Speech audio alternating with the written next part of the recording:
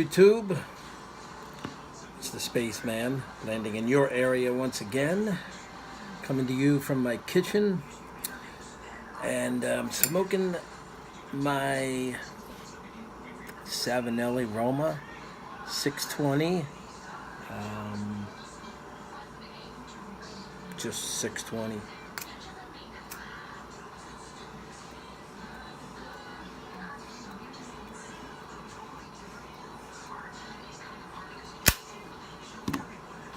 And in it, I am smoking some of this. Cornell and Diehl, two friends, English chocolate, pipe tobacco, which is blended by, let's see if I can remember that name. I believe it's Carl Tarler and Gregory Pease. Correct me if I'm wrong on the first name. They are the blenders for this. They start out with some high quality Virginias and then add in just enough Latakia to warm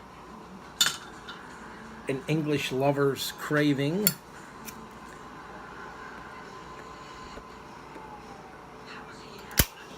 Marry the two together and tumble it out to a broken flake.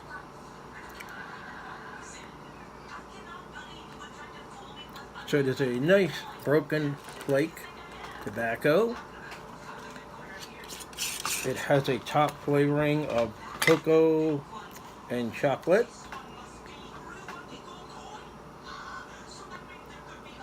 And there it is. Some fine, wonderful looking Latakia in Virginia. Has a wonderful, well, let's see, let me give this one more sniff here. I'm getting like a cocoa chocolate kind of flavor, but I can also sense the Latakia, which is itching, causing my nose to itch. So I can pick up the Latakia and just a little bit of the Virginias, a little bit of the ketchupy kind of Virginia flavor. So as I smoke down the bowl of this pipe,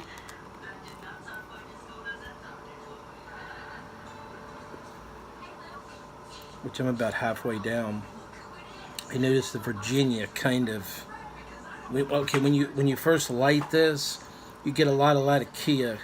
You taste a lot of Latakia. Not very much chocolate. I know it says chocolate. I'm not tasting a whole lot of chocolate in this. But it's, you get the Latakia, and then as you go down the bowl, progressing downward about halfway, the Virginia starts to kick in and pull everything together really well.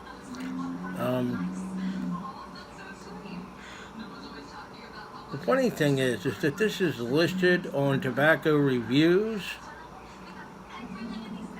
as an aromatic, and I don't consider it an aromatic, but if you want to consider an aromatic, I guess you could, in English or an aromatic. Well, let me read to you the notes on the tin. English chocolate.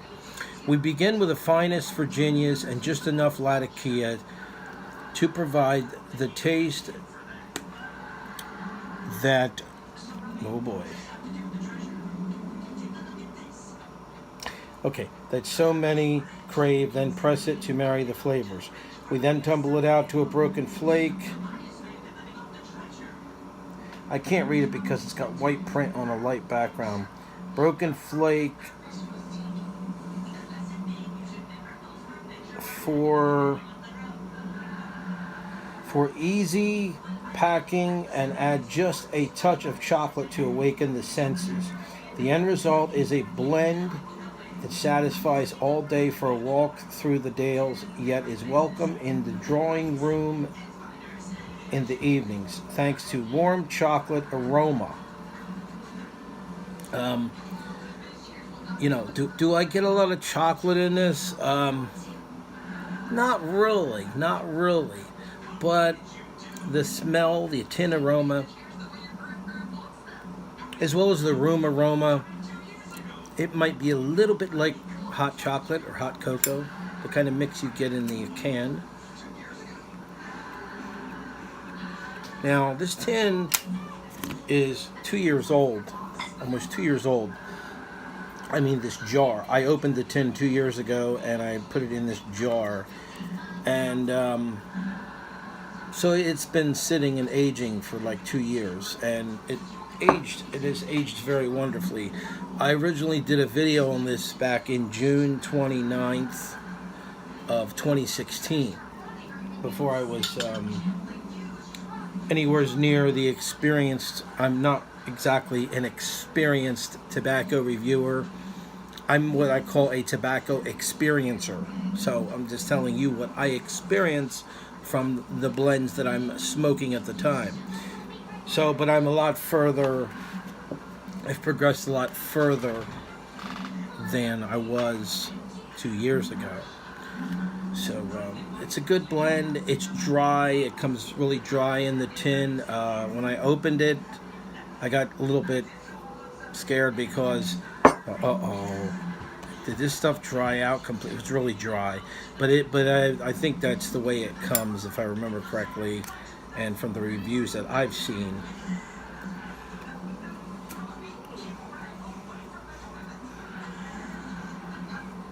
Regardless, it's a great blend. If you like Virginias and Latakias, it's very strong in the Virginias. Like I said, once you get down to, the lower quadrants of the bowl, the Virginias just come out singing. And that's the way that is. I'm drinking a cup of Maxwell House Original Roast tonight. It's going with that very good.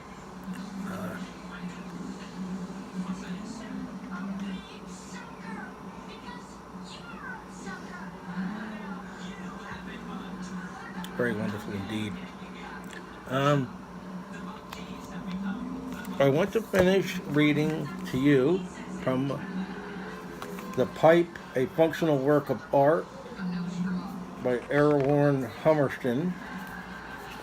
Last time I left off on grain.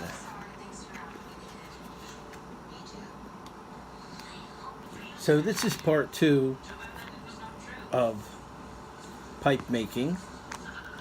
Part 1 was materials, and we're actually still on materials, but we're going to read about grain now. Now, it says, if you split a burl in half, you can see how the grain is arranged. The pattern and appearance of grain can tell us a great deal about the circumstances in which the tree grew. However, the center of the burl appears to have absolutely no grain. The truth is, the grain here is very tight, so it is not visible. This is where the water is stored, and it is reddish in color. The center is therefore called the heart, and the moisture is called blood. Tannins are red when boiled, which is why blood is an obvious term.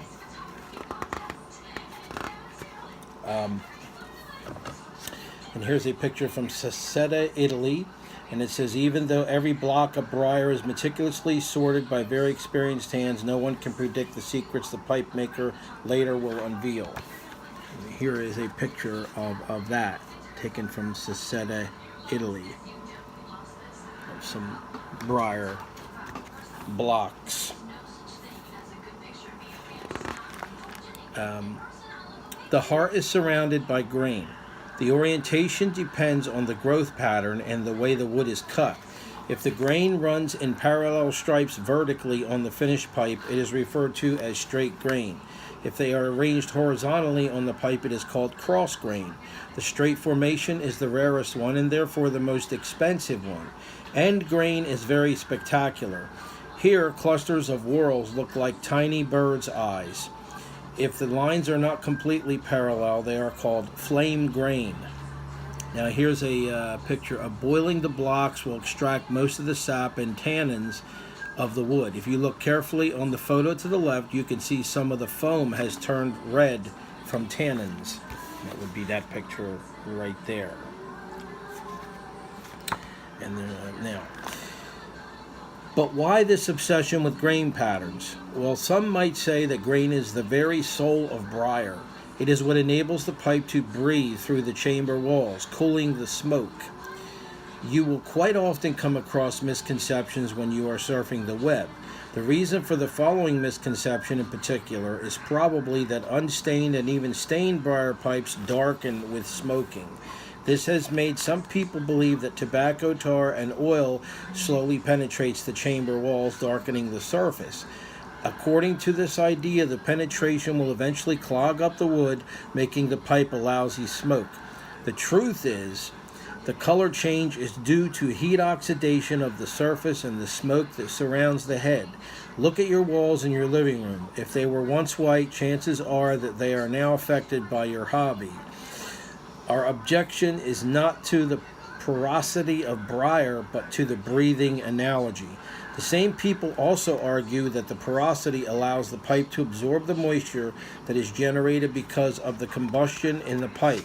Briar is porous, but not in a way that would allow it to absorb enough moisture for a smoker to notice it. Furthermore, most pipe makers coat the inside of the smoke chamber with various substances to achieve a rough surface that improves the cake buildup and to protect against burnout. You can read more about cake in the section about breaking in a pipe. So is grain only a question of looks, you might ask, hoping that you have not made your investment simply because you are vain? Well, we offer you the following explanation to avoid cognitive dissonance. It is not the grain itself that affects the smoking experience, but rather the awareness of the grain. The human brain has a tremendous effect on the way we interpret our sensory inputs. If we are told that a $10 bottle of wine is worth $300, we tend to enjoy it more. We somehow want the world to make sense, so we search more carefully for subtle nuances in the wine if we think the bottle is expensive. This also applies to pipes. If we smoke a $2,000 pipe, we want the experience to be better, and most likely it will be. It all comes down to the old discussion about whether a Rolex tells time better than a Timex, and even this does not seem to be the case. Few people would prefer Timex over Rolex. So yes, expensive grain patterns nourish your vanity. And there's a picture there of a man in a pipe shop. And back here there's another photo, and I guess this would be the place where they boil the blocks of briar. So that concludes this chapter of the book on grain.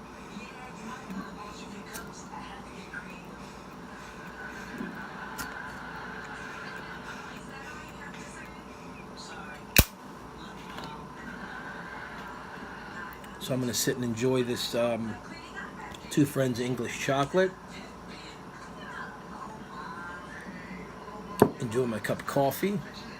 And I'll see you in the next video.